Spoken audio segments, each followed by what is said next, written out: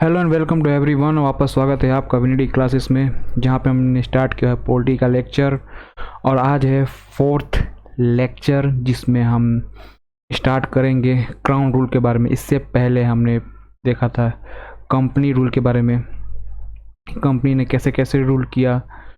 क्योंकि ब्रिटिश के इससे पहले हमने क्या क्या देखा वो मैं थोड़ा लाइन से बता देता हूँ कि जैसे कि ब्रिटिश का कंट्रोल चाहिए था। किस पे ब्रिटिश का कंट्रोल चाहिए था? कंपनी पे कंट्रोल चाहिए था। तो कंट्रोल चाहने के लिए उनको कुछ रूल्स लाने पड़ेंगे, कुछ रेगुलेशंस लाने पड़ेंगे। तो इसलिए ब्रिटिश पार्लियामेंट थी वो अलग अलग टाइप के रूल्स लेके आई। 1773 में लेके आई, फिर उसको 1773 के बाद 1781 में लेके आई। 1781 के बाद आप खुद भी याद कीजिए कौन कौन से मिले। फिर 1784 में रूल्स लेके आई। 1784 के बाद 1786 में एक रूल्स आया। 1786 के बाद 1793 आया। 1793 के बाद 1813 आया। इन सब के बारे में मैं थोड़ा आपको ओवरव्यू दे दूंगा, अगर अपने पहले लेक्चर में नहीं पढ़ा था। फिर 1833 आया। 1833 के बाद कंपनी रूल जो है वो ख़त्म हो चुका था। लेकिन 1773 में जैसे कि हमने पढ़ा, ये फर्स्ट स्टेप था कंट्रोल करने का। क्या कंट्रोल करने का? उनके जितने भी अफेयर्स थे, अफेयर्स मतलब जितने भी वो बिजनेस करते थे, जितने भी वो ट्रेड करते थे, उनको करने का। फिर 1781 में उन्होंने ज्यूरिडिक्शन से कुछ, क्योंकि उन्होंने कुछ 1773 में उन्होंने सुप्रीम कोर्ट को किया हुआ था, तो सुप्रीम कोर्ट के अंदर कुछ ज्यूरिडिक्शन में आने लगे थे। मतलब कि ये जितने भी वाइसरॉयस हैं, या फिर वाइसरॉयस तो उस समय नहीं थे, गवर्नर जनरल थे या कंपनी के सर्वेंट, तो ज्यूरिडिक्शन में आने लगे। क्योंकि सुप्रीम कोर्ट आ गया था तो उनको ज्यूरिडिक्शन से निकाला। 1784 में क्या हुआ? 1784 में पता ही क्या हुआ? 1784 में पिट इंडिया एक्ट आया। पिट इंडिया एक्ट में आपको पता ही है उसने क्या किया। उसने कॉमर्शियल और पॉलिटिकल फंक्शंस को अलग कर दिया। फिर 1786 आया। 1786 में लॉर्ड कॉर्नवालिस ने बोला कि भाई मैं तभी वहाँ पे जाके गवर्नर जनरल बनूंगा जब मेरे पास दो मेरे जो शर्तें हैं वो आप फुलफ़िल करोगे, तभी जब मैं जाके वहाँ पे गवर्नर जनरल बनूंगा। दो शर्तें क्या थी वही मैंने बताया कि वो कभी भी काउंसिल का जो डिसीजन था उसको ओवरराइड कर सकता था। काउंसिल का डिसीजन ओवरराइड कर सकता था, और वही कमांडर एंड चीफ रहेगा, और वही कमांडर इन चीफ रहेगा। ठीक है। फिर 1793 आया। आपको पता है 1793 में क्या हुआ? 1793 में एक ये हुआ कि लॉर्ड कॉर्नवालिस यहाँ पे आया और उनको वो सब पावर दे दिया गया। यहाँ तक कि यहाँ पे एक और इम्पोर्टेंट चीज़ है कि जो कंपनी का जो ट्रेड मोनोपोली था ना, ट्रेड मोनोपोली वो एक्सटेंड कर दिया गया। कितना एक्सटेंड कर दिया गया? 20 ईयर्स के लिए एक्सटेंड कर दिया गया। फिर उसके बाद 1813, क्योंकि ठीक उसके 20 साल बाद क्या हुआ? 20 साल के बाद कंपनी की जो मोनोपोली थी ख़त्म हो गई, लेकिन दो जगहों पे रख दी गई। एक कि वो चाय पे कोई और कंपनी बाहर से आके इस पर ट्रेड नहीं कर सकती। दूसरा ये जो ईस्ट इंडिया कंपनी थी वो चाइना के साथ ट्रेड करती थी, तो सिर्फ इनका ही मोनोपोली लगेगा, और कोई जो भी कंपनी आ रही है इंग्लैंड से वो यहाँ पे रूल नहीं करेगी। फिर 1833 जो मैंने लास्ट में देखा था कि ये एक सेंट्रलाइजेशन का फाइनल स्टेप था। सेंट्रलाइजेशन का फाइनल स्टेप था। इसके अंदर क्या किया था? इसके अंदर हमने किया था तो कि यहाँ पे गवर्नर जनरल जो होता था, गवर्नर जनरल जो बंगाल था उसको गवर्नर जनरल ऑफ इंडिया बना दिया गया यहाँ पे। और दूसरा ये किया गया कि इसमें पहले कौन बने थे वो भी मैं बता दूँ। पहला जो गवर्नर जनरल ऑफ इंडिया बना था वो था लॉर्ड विलियम बेंटिक, ये बना हुआ था। तो ये सब हमने कुछ पिछले लेक्चर्स में देखे। अब हम इसके आगे शुरू करेंगे कि 1853 में क्या हुआ था। 1853 भी हमने शायद पढ़ा था ना? हाँ, 1853 भी हमने पढ़ लिया था कि 1853 में हमने क्या क्या डिस्कस किया वही बता देता हूँ। 1853 में ये था कि इसमें क्या कह सकते हैं, इसने लेजिस्लेटिव और एग्जीक्यूटिव इन दोनों फंक्शंस को अलग कर दिया। किससे? गवर्नर जनरल काउंसिल से। गवर्नर जनरल काउंसिल जो था उनसे ये लेजिस्लेटिव और एग्जीक्यूटिव का फंक्शन अलग कर दिया। यहाँ तक कि 1853 में ही उन्होंने सिविल सर्विस की जो पोस्ट थी, सिविल सर्विस की जो पोस्ट थी, उसको अब इंडियंस के लिए भी अवेलेबल करवा दिया। Indians also can seat on this post.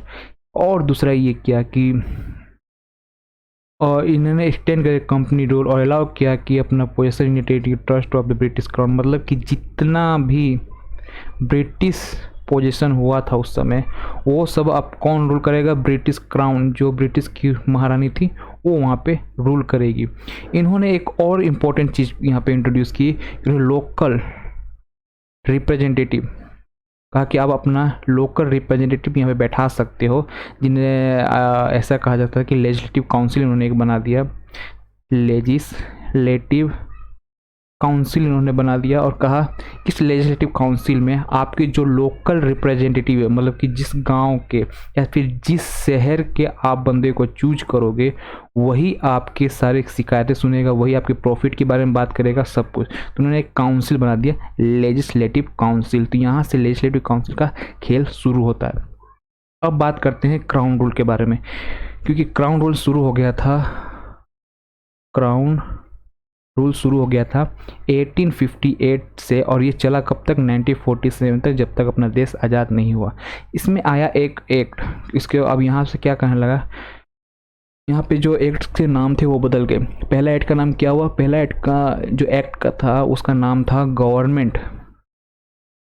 Government of India act, government of India act 1858। ठीक है, ये एक स्टेटमेंट हो गया, गवर्नमेंट ऑफ इंडिया एक्ट 1858। अब इसके अंदर क्या था, ऐसा क्या जरूरी था इस एक्ट का? तो इस गवर्नमेंट ऑफ इंडिया एक्ट से पहले, बिफोर, एक रिवोल्ट हो चुका था 1857 का एक रिवोल्ट हो चुका था। ऐसा माना जाता है कि एक सेपोय म्यूटिनी था, मतलब जितने भी सोल्जर्स थे उन्होंने ये आंदोलन शुरू किया था। और ऐसा ही माना जाता है कि फर्स्ट इंडिपेंडेंस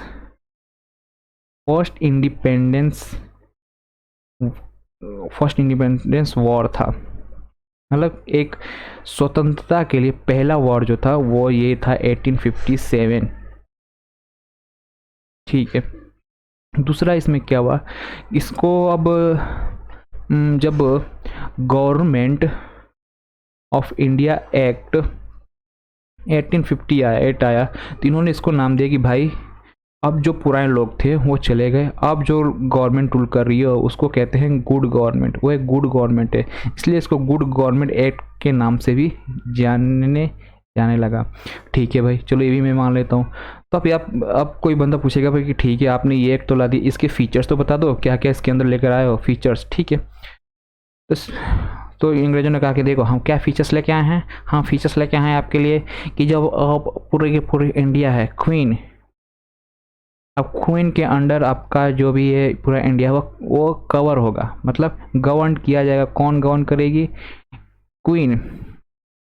कि वाह, मतलब जो बीच के जितने भी, उन्होंने ऐसा किया जैसे कि ये हम मान लेते हैं ब्रिटिश है, ये है इंडिया, इसके बीच में ईस्ट इंडिया कंपनी थी, तो कहीं बोर्ड ऑफ कंट्रोल था, तो कहीं कोर्ट ऑफ डायरेक्टर थे, ये सब थे। तो उन्होंने कहा नहीं नहीं नहीं, अब हम क्या करेंगे, हम आपको ये जितने बिचले थे इन सबको हम हटा दिया, अब डायरेक्ट जो क्वीन है ना, क्वीन वो आपको गवर्न करेंगी।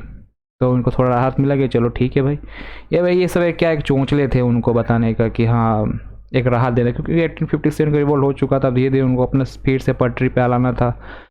तो उन्होंने ये सब किया। फिर ठीक है, क्वीन गवर्न करेगी, ठीक है। अब बताओ ये टेक, और दूसरा पॉइंट बता दो साहब क्या होगा। तो दूसरा पॉइंट ये था कि भाई इन्होंने कहा कि अब आप पे कोई governor general of India rule नहीं करेगा, सिर्फ समझाने के लिए governor general of India rule नहीं, क्योंकि लोग इस नाम से उनको क्या, इंडियन पीपल को नफ़रत हो गई थी, इंडियन पीपल को नफ़रत हो गई थी, तो इसलिए इन्होंने ये नाम ही डिलीट कर दिया और इन्होंने कहा एक नया नाम इंट्रोड्यूस किया, कहा वाइस रॉय ऑफ इंडिया। ये मतलब पोस्ट सेम है, काम भी सेम रहेगा, लेकिन इंडिया के लोगों को उल्लू बनाने के लिए इन्होंने कहा कि ये अब नाम नहीं रहेगा, नाम अब ये रहेगा। ये आ गए हैं नए पोस्ट जो आपको आपकी मतलब देख रेख करेंगे, उस समय ऐसा बोला जाता है कि आपकी देख रेख करेंगे। तो उन्होंने कहा कि ठीक है भाई, वायसरॉय ऑफ इंडिया तो बना दिया, पर बनाया किसको, ये तो नाम बता दो। उन्होंने कहा लॉर्ड कैनिंग, लॉर्ड कैनिंग करके हैं, वो आपकी अब देख रेख करेंगे। ठीक है, इसका मतलब ये हुआ कि जो अभी तक हम डबल गवर्नमेंट कर रहे थे ना, डबल गवर्नमेंट, वो हमने एंड कर दिया है। डबल गवर्नमेंट एंड कर दिया, अब कोई डबल गवर्नमेंट नहीं रहेगा, क्योंकि डबल गवर्नमेंट क्या, अकाउंटेबिलिटी नहीं रहती। वो कहता है कि मैंने किया, वो कहता है कि मैंने नहीं किया, तो अकाउंटेबिलिटी नहीं रहेगी। तो क्या, जो सिटीजन्स होते हैं, जो जनता होती है, वो क्या हो जाती है, वो कन्फ्यूज हो जाती है कि भाई अपना प्रॉब्लम लेकर जाऊँ तो जाऊँ कहाँ पे। ठीक है, इन्होंने ठीक है एक तो नया काम कर दिया कि वाइस रॉय बना दिया। दूसरा इन्होंने एक और चीज़ किया कि इन्होंने एक नया ऑफिस बनाया, नया ऑफिस बनाया। ठीक है, ऑफिस का नाम क्या रख दिया, उन्होंने कहा कि भाई रहेगा सेक्रेटरी ऑफ स्टेट। क्या, हाँ, सेक्रेटरी ऑफ स्टेट रहेगा। ठीक है भाई, ये बनाया क्यों, इसके लिए क्यों बनाया, क्योंकि इन्होंने कहा कि जो सेक्रेटरी ऑफ स्टेट है ना, इसके पास कंप्लीट ऑथोरिटी है। कंप्लीट ऑथोरिटी है, हाँ, किस चीज़ के लिए कंप्लीट ऑथोरिटी है कि ये जितना भी इंडियन एडमिनिस्ट्रेशन का जो भी काम होगा, इंडियन एडमिनिस्ट्रेशन का जितना भी काम होगा, वो सेक्रेटरी ऑफ स्टेट देखा। इसके सारे रिपोर्ट को वो ब्रिटिश पार्लियामेंट में पहुंचाएगा। कोई बात नहीं, आगे इसमें ऐसा बोला जाता है कि जो एक्ट ऑफ 1858 है ना, वो लार्जली कन्फाइंड है, क्योंकि देखिए इसके आगे चलते हैं। जो एक्ट 1858 है, ये गवर्नमेंट मशीनरीज को इम्प्रूव करने के लिए बना, क्योंकि उन्होंने को पता चल गया तो उन्होंने क्या क्या गलतियां की है, तो उस मशीनरीज को इम्प्रूव करने के लिए ये बना। तो इसके लिए इसके बाद इन्होंने 3 एक्ट लेके आए, काउंसिल से रिलेटेड 3 एक्ट लेके आए। एक एक्ट आया, नंबर वाइज याद रखिए, क्योंकि 1861 में, दूसरा 92 में, और एक आया 1909 में, ये 1892 है। और इसका नाम कहते हैं इंडियन काउंसिल एक्ट, सेम इधर सेम इधर। ये 3 एक्ट वो लेकर आए। अब हम एक एक करके सारे एक्ट के फीचर्स को जानेंगे। चलिए पहले स्टार्ट करते हैं हम, ये पहले हटा देता हूँ, और ठीक है, तो पहला हम स्टार्ट करते हैं इंडियन काउंसिल एक्ट 1862। क्या था इनका फीचर जानना बहुत ज़रूरी है। फीचर नहीं जानोगे तो आप कार भी लेने जाओगे तो फीचर तो जानते हो ना कि भाई वो फीचर मेरे काम का है कि नहीं है, या ऐसे मेरे पे थोपा जा रहा है। फीचर जानने का बाद ये था कि इन्होंने कहा कि अब, क्योंकि इन्हें मशीनरी इंप्रूव करनी थी, बहुत ज़्यादा जोर का झटका लगा था 1857 के रिवोल्ट के लेकर, तो उन्होंने कहा कि जो देखिए हम लॉ बनाते हैं, लॉ मेकिंग, तो हम जो लॉ बना रहे हैं शायद वो आपके इंडियन लोगों को सूट नहीं कर रहा, मतलब कहते हैं ना, कनेक्शन नहीं हो रहा सही से। तो इसलिए अब हम चाहते हैं कि लॉ मेकिंग प्रोसेस में इंडियंस भी पार्ट ले, इंडियंस भी उसमें हिस्सा ले। ठीक है, ये पहला फीचर था इसका। दूसरा फीचर और बता दो साहब, और क्या कर रहे हो। यहाँ तक कि इसमें उन्होंने कहा कि अभी तक जो हम सेंट्रलाइजेशन पे काम कर रहे थे ना, कि जैसे कि बॉम्बे बंगाल बना दिया था, ये बॉम्बे को और मद्रास को दोनों को कंट्रोल कर रहा था, सेंट्रलाइजेशन पे काम कर रहा था। हमने कहा कि भाई ये जो सेंट्रलाइजेशन है ना, इसको हम ख़त्म कर रहे हैं और यहाँ से हम शुरू कर रहे हैं डिसेंट्रलाइजेशन। हाँ, मतलब हर स्टेट के पास कुछ ना कुछ पावर होगी, हर स्टेट के पास कुछ ना कुछ पावर होगी कि वो डिसीजन ले सकता है अपने related, for their on benefit ले सकता है। ठीक है, फिर दूसरा इन्होंने कहा कि हम एक लेजिस्लेटिव काउंसिल बनाएंगे बंगाल में, नॉर्थ वेस्टर्न फ्रंटियर में और पंजाब में। उन्होंने कहा कि हम एक लेजिस्लेटिव काउंसिल बनाएंगे। काउंसिल बनाओगे साहब, हाँ। तो इंडियन के लोगों ने पूछा, अच्छा साहब जी ये बता दो कि अगर आप लेजिस्लेटिव काउंसिल बनाओगे तो कहाँ बनाओगे। तो उन्होंने कहा कि देखो, पहले बंगाल रहेगा नहीं पीछे। दूसरा कहा कि हम दूसरा बनाएंगे हम पंजाब में, क्योंकि इधर का भी एरिया हमको कंट्रोल करने का है, तो पंजाब में। और तीसरा north western frontier province. North west मतलब कि नॉर्थ में जितना भी, तो ये अगर भारत है पूरा का पूरा, तो ये नॉर्थ का जितना फ्रंटियर है इसके लिए अलग हम एक लेजिस्लेटिव काउंसिल बनाएंगे। मैंने कहा कोई बात नहीं। बंगाल में अभी इसका एक नंबर है, जैसे कि 1862 में बंगाल में बना legislative council, north west frontier में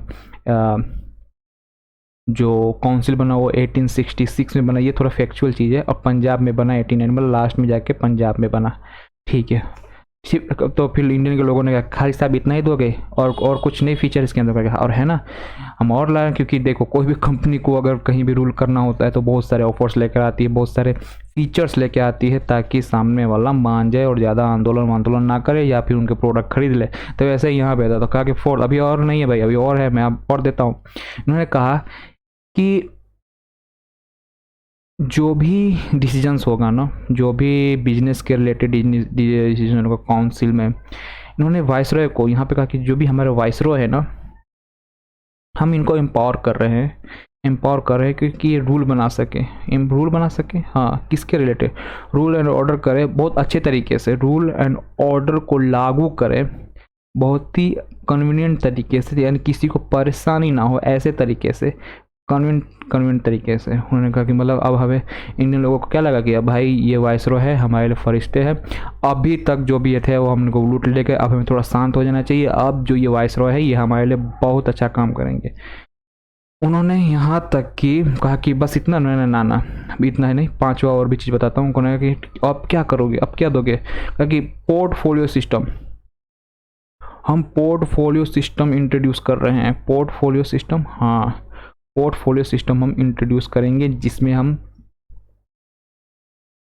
सबका पोर्टफोलियो होगा कि हाँ ये इनका ये काम है, इनका ये काम, सब फंक्शंस क्या होंगे, डिफाइन होंगे। उन्होंने कहा कि ठीक है।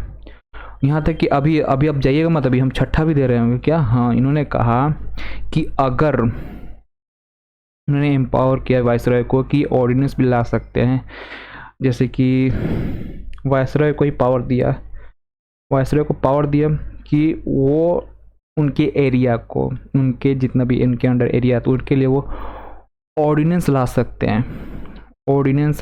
हैं, और इमरजेंसी के समय इनका जो डिसीजन होगा वो ओवर रूल कर जाएगा। किसके ओवर रूल कर जाएगा? काउंसिल, जो लेजिस्लेटिव काउंसिल जो रूल बनाएगी इमरजेंसी के समय, इनके जो बात होंगी, इनके जो डिसीजन हो वो भले ना माने जाए, लेकिन इनका जो वाइसरॉय का जो डिसीजन होगा वो माना जाएगा। उन्होंने कहा ठीक है, और कहा कि अभी एक लास्ट और ऐड कर लेता हूँ, उसके बाद आप घर पे जा सकते हैं।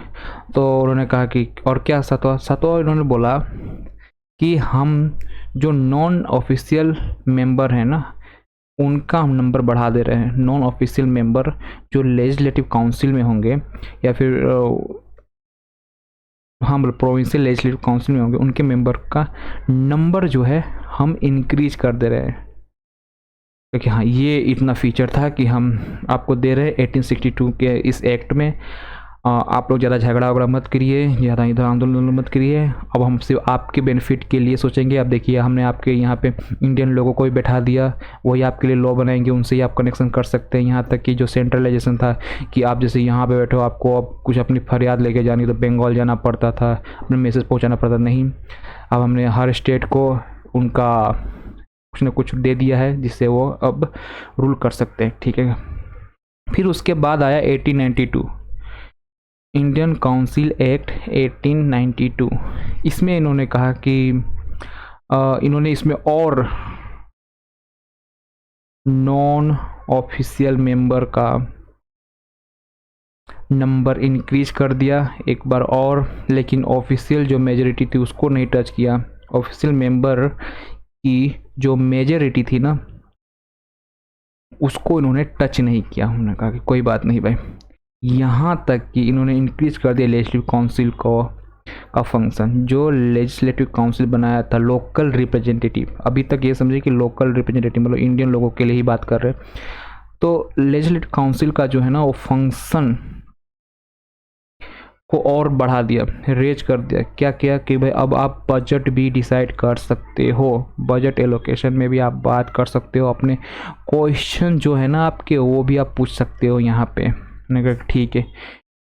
It provided for the nomination for some non of central legislative council by the viceroy on the recommendation of provincial legislative council Bengal chamber. अब क्या हुआ कि एक और इन्होंने चीज़ किया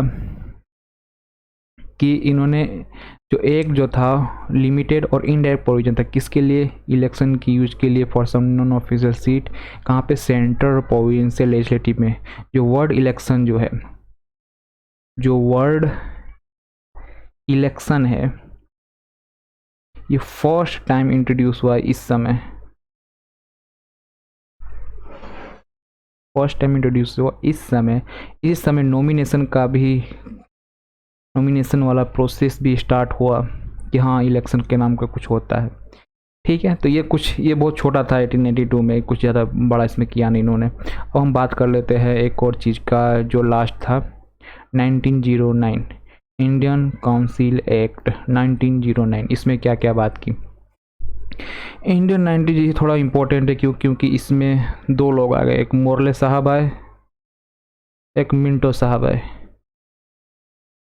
मोरले और मिंटो ये दोनों आए। इन्होंने कहा कि भाई और जो लेजिस्लेटिव काउंसिल है चाहे वो सेंट्रल में हो या फिर प्रोविंशियल हो, इनकी साइज को क्या करो आप, साइज को आप इंक्रीज कर दो। ठीक है, मान गए सब लोग। ठीक है, यहाँ तक इन्होंने कहा कि सेंट्रल लेजिस्लेटिव को इन्होंने जो इनके क्या कहते हैं, हाँ लेजिस्लेटिव काउंसिल के जो फंक्शंस थे, उनके फंक्शंस में ज़्यादा से ज़्यादा इलोबरेटिव तरीके से काम करने की अनुमति, मतलब परमिशन इन्होंने दी। ठीक है, तीसरा इन्होंने काम किया कि इन्होंने ऐसा किया कि Indian with the it provide association of Indian with the executive council. यहाँ पे एक नया नाम आया, एग्जीक्यूटिव काउंसिल। अभी तक लेजिस्लेटिव काउंसिल चल रहा था, इन्होंने नया नाम लाया कि एग्जीक्यूटिव काउंसिल का नाम लाया।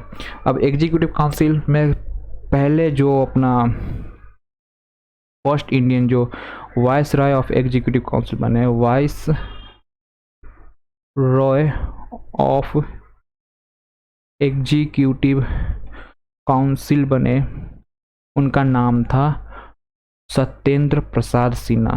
क्या नाम था, सत्येंद्र प्रसाद सिन्हा, ये उनका नाम था। और सबसे, क्योंकि ये सब तो करते गए कि थोड़ा और सिस्टम को लार्ज किया और इन्फोर्स किया, एक नया काउंसिल लाया, एग्जीक्यूटिव काउंसिल लाया। इन्होंने एक और इसमें जो सबसे दुखद चीज़ उस समय की मानी जाएगी, इन्होंने कम्युनल रिप्रेजेंटेशन को लागू करवा दिया है। कम्युनल रिप्रेजेंटेशन को लागू करवाया, मतलब एक सेपरेट इलेक्टोरेट बनाया, सेपरेट इलेक्टोरेट बनाया कि मुस्लिम मेंबर हैं वो सिर्फ मुस्लिम वोट, इनको मुस्लिम मेंबर को कौन केवल वोट देगा, सिर्फ मुस्लिम ही देंगे, इसमें हिंदूज का कोई रूल नहीं होगा। और इन्होंने इसको लीगलाइज, मतलब ये मान सकते हैं कि यहाँ से कम्युनल इलेक्टोरेट स्टार्ट हो गया, अब next government of India act 1919, government of India act 1919, इसमें क्या क्या हुआ, it relaxed the central control over the provinces by demarcating and separating the central and provincial subject। 1919 में क्या किया गया कि सेंट्रल को थोड़ा रिलैक्स दिया गया, भाई सब चीज़ पे डिसीजन तुम ही नहीं लोगे। अब इन्होंने, जैसे कि ये है एक स्टेट और ये है सेंट्रल, अब कहा कि हम एक सब्जेक्ट डिवाइड कर देते हैं। क्या डिवाइड करेंगे? सब्जेक्ट डिवाइड करेंगे कि कौन से सब्जेक्ट पे कौन डिसीजन लेगा, सेंट्रल लेगा या स्टेट लेगा। तो इन्होंने ऐसे ऐसे दो सब्जेक्ट को डिवाइड कर दिया। पहले सब्जेक्ट का नाम इन्होंने रखा ट्रांसफर्ड सब्जेक्ट। पहले सब्जेक्ट का क्या नाम रखा? Transferred subject. एंड दूसरे का नाम रख दिया रिजर्व्ड सब्जेक्ट। ये इन्होंने नाम रखा। जो ट्रांसफर सब्जेक्ट था ना, ये वाला, ये कौन कौन इसको एडमिनिस्ट्रेट करेगा? इसका एडमिन कौन होगा? इसका एडमिन होगा गवर्नर। ठीक है, इसका एडमिन होगा गवर्नर। और जो रिजर्व सब्जेक्ट था उसका जो एडमिन होगा वो गवर्नर तो होगा ही, एडमिन का, इसका जो एडमिन होगा गवर्नर तो होगा, इसके साथ साथ एग्जीक्यूटिव काउंसिल भी होगी। एग्जीक्यूटिव काउंसिल भी होगी। और ये एग्जीक्यूटिव काउंसिल रिस्पॉन्सिबल नहीं होगी कोई भी जो डिसीजन लिया जाता है लेजिस्लेटिव काउंसिल में, उसके लिए कोई भी जिम्मेदारी इसकी नहीं होगी।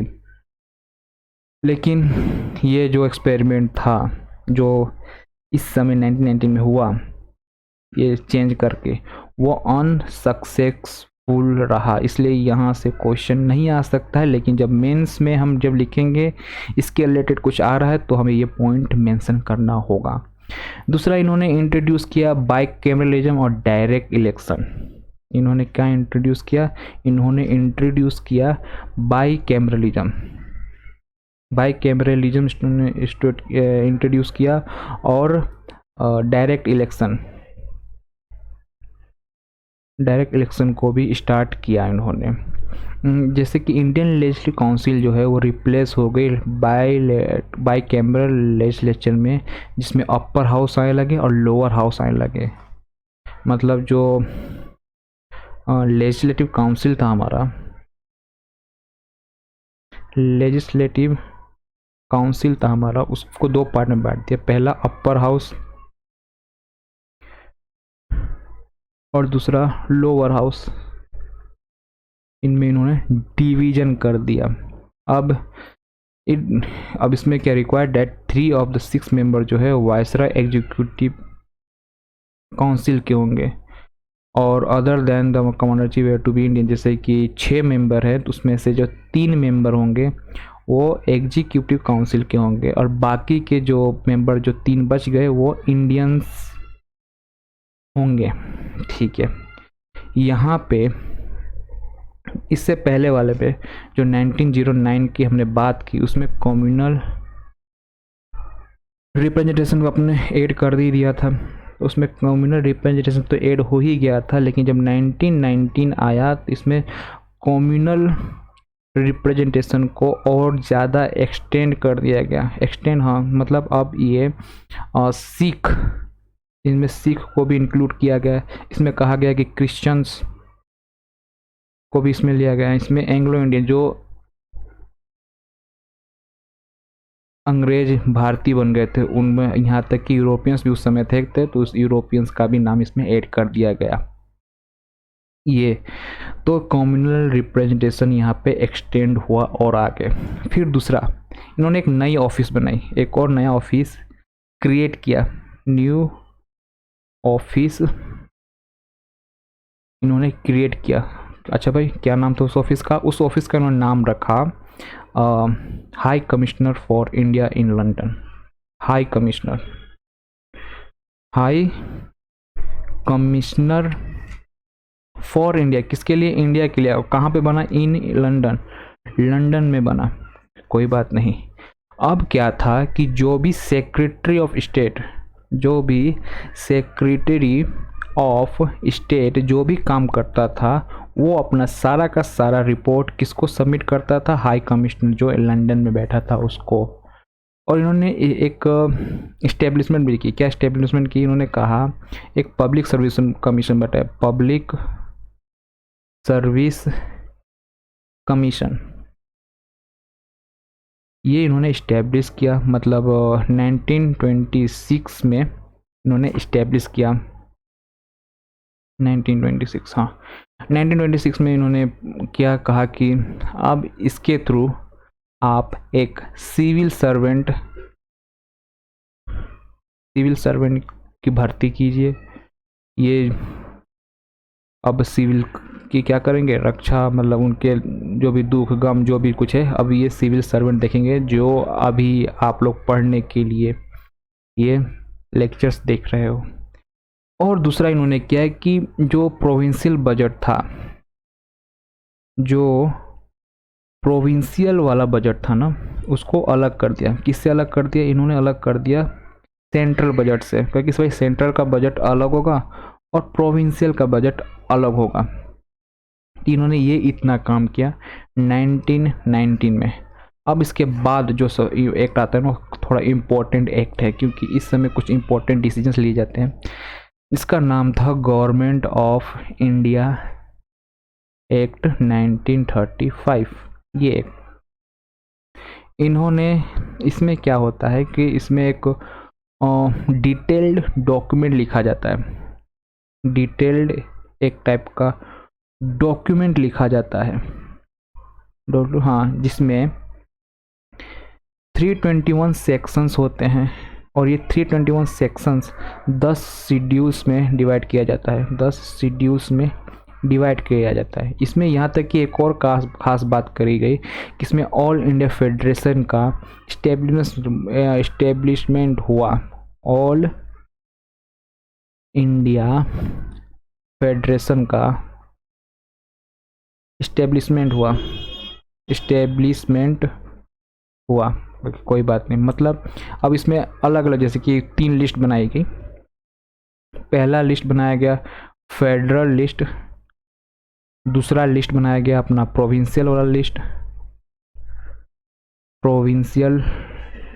बनाया गया। तीसरा इन्होंने बना रेसिड्यूरी, जो बच जाए, जो इन दोनों से बच जाए, उसके लिए एक और लिस्ट बनाया गया।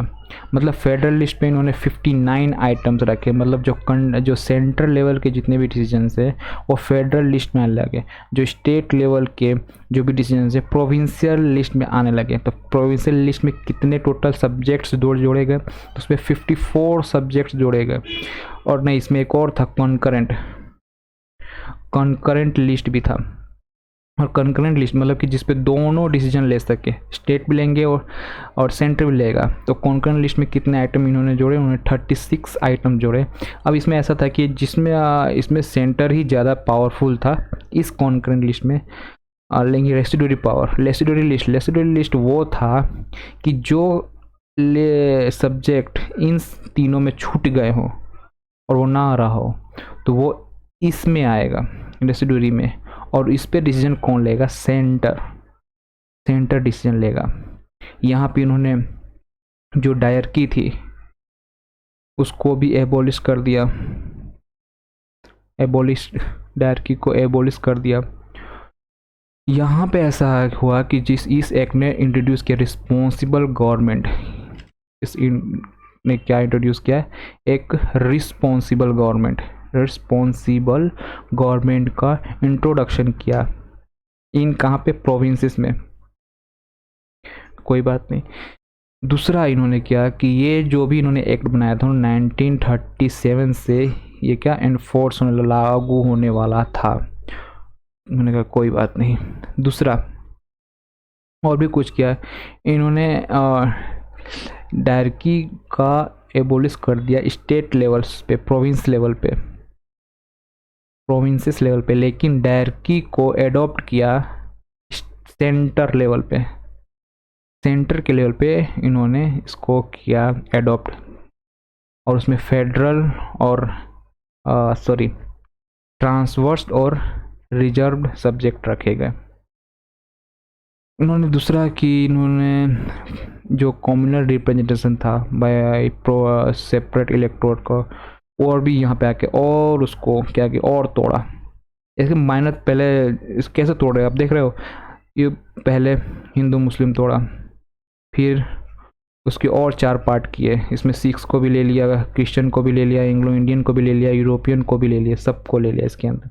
आप कह रहे हैं कि यहाँ पे और एक्सटेंड कर दिया। क्या एक्सटेंड किया उन्होंने? Communal representation. जो हम कम्युनल रिप्रेजेंटेशन था ना कि एक जात अपने ही बंदे को सिर्फ वोट देगा, कम्युनल रिप्रेजेंटेशन को और एक्सटेंड किया और कहा कि भाई जो डिप्रेस्ड क्लासेस है ना, डिप्रेस्ड क्लासेस, वो भी सिर्फ अपने ही ग्रुप के लोगों को ही वोट देंगे, ऐसा उन्होंने किया। और कहा कि ये फ्रेंचाइजी क्या होगी, फ्रेंचाइजी जो है 10% एक्सटेंड कर दी।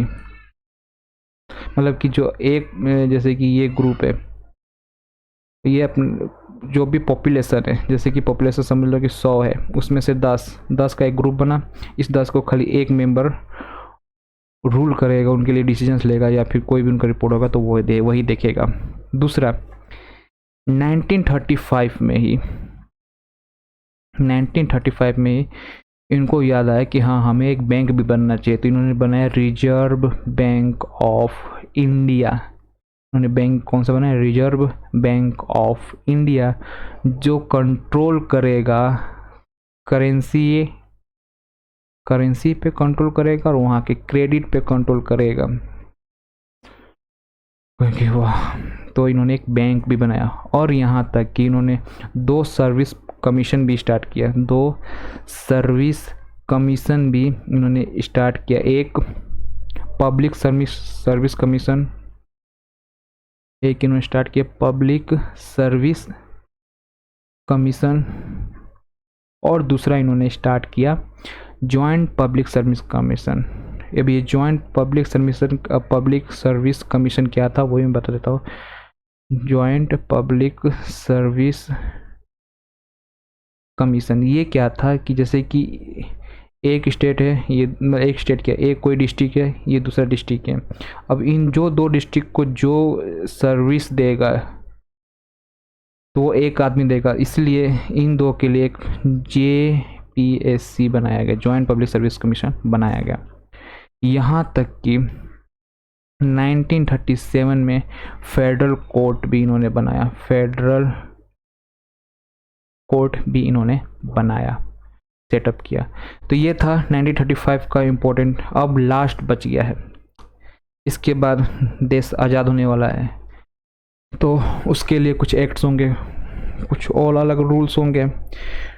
तो ये वैसे तो ये हिस्ट्री का है, बट हम लॉ के पॉइंट से पढ़ रहे तो सिर्फ हम मेन पॉइंट पढ़ रहे हैं, लेकिन जैसे ही हम हिस्ट्री पढ़ेंगे तो ये सब चीज़ें हम इन डिटेल में पढ़ेंगे। ठीक है, तो हम चलते हैं 1947, जो फाइनल आज का टॉपिक है, इंडिपेंडेंस एक्ट 1947 क्या बनाया इस समय।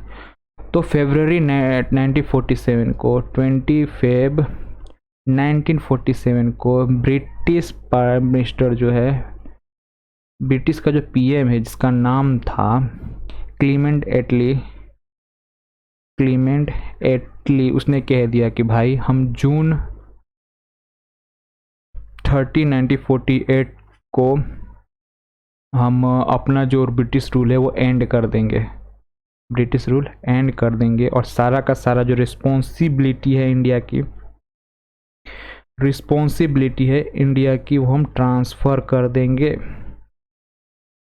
तो ठीक है। दूसरा इन्होंने कहा कि ये जो अनाउंसमेंट था वो एजिटेशन ला दिया, ये जो अनाउंसमेंट था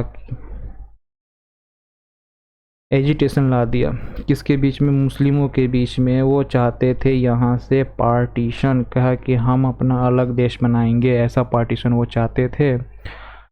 तो again on June 3 1947 British government made it clear that any constitution framed by the Constitutional Assembly of India cannot apply those countries were unwilling to accept it। तो 3 जून 1947 को ब्रिटिश पार्लियामेंट ने ये बोला कि जो भी कॉन्स्टिट्यूशन असेंबली कहाँ की, इंडिया की बनाएगा, अगर कोई ग्रुप ऑफ स्टेट नहीं चाहता कि मैं इसको ना मानूँ तो ना माने, ऐसा उन्होंने बोला। ऑन सेम डे पे लॉर्ड माउंटबेटन ने अपना पूरा का पूरा प्लान बताया।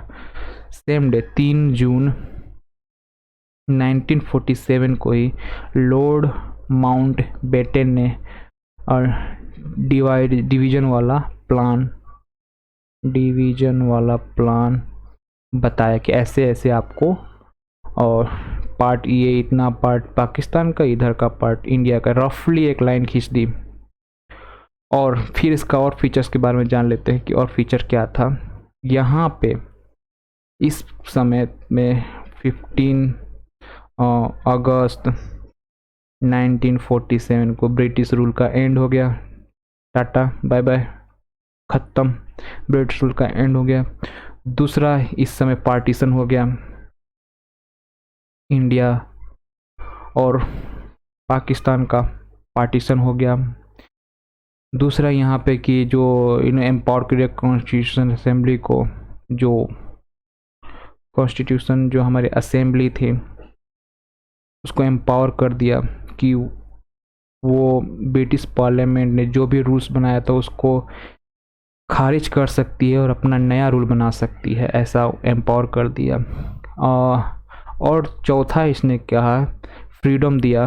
फ्रीडम क्या दिया कि जो भी इंडियन प्रोविंसेस जो हैं, प्रोविंसेस मतलब आप वो मतलब स्टेट्स मान लीजिए, स्टेट्स है, चाहे तो इंडिया के साथ रह सकते हैं, चाहे तो अपना एक अलग राज्य बना सकते, इंडिया के साथ नहीं रह सकते। तो ये कुछ चीज़ें थी 1947। यहाँ तक हमारा पास्ट था। अब हम बात करेंगे इसके आगे यानी कल के लेक्चर में कि आखिर कॉन्स्टिट्यूशन असेंबली ने, जो हमारी कॉन्स्टिट्यूशन असेंबली है, इन्होंने आखिर हमारा कॉन्स्टिट्यूशन बनाया कैसे, क्या क्या प्रोसेस थे उसके, इन सब के बारे में बात करेंगे। कौन किसका मेंबर था, ये सब हम उसमें बात करने वाले हैं। और फिर से मैं बोल देता हूँ, अगर आप यहाँ तक आ चुके हो तो आप इस चैनल को सब्सक्राइब करके जरूर जाइए, लाइक भी कर दीजिए, थोड़ा मोटिवेशन बढ़ जाता है और कुछ नहीं होता। क्या है कि जब भी जाके एनालिटिक्स में देखो ना तो भाई इतने ही सब्सक्राइबर हुए, इतने ही वो हुए, तो थोड़ा माइंड पे साइकोलॉजिकली अब क्या है कि देखो कोई हम देवता तो है नहीं, गिव एंड टेक का रूल चलता है इस दुनिया में, गिव एंड टेक का रूल चलता है। तो अगर आप सब्सक्राइब कर दोगे तो सही रहेगा और ज़्यादा से ज़्यादा लोगों तक शेयर करो ताकि भाई ये भी चैनल ग्रो करे, वरना क्या होता है ना कि फिर लोग पेड स्टार्ट कर देते हैं, मतलब आप समझ रहे हो। लेकिन कोई बात नहीं, जैसे आपकी इच्छा। कल के लेक्चर फिर से आइएगा, हम आगे इसके आगे स्टार्ट करने वाले हैं। So till then thank you कि आपने यहाँ तक, अगर आपने यहाँ तक देखा है और आपको कुछ भी इम्प्रूवमेंट चाहिए ना, लाइक नोट्स को लेकर और मैं लेक्चर्स में और कैसे आपको और इंटरेक्टिव तरीके से बता सकता हूँ, पढ़ा सकता हूँ, तो आप ज़रूर कमेंट सेक्शन में लिख दीजिएगा, मैं ज़रूर उसको अप्लाई करूँगा। Thank you.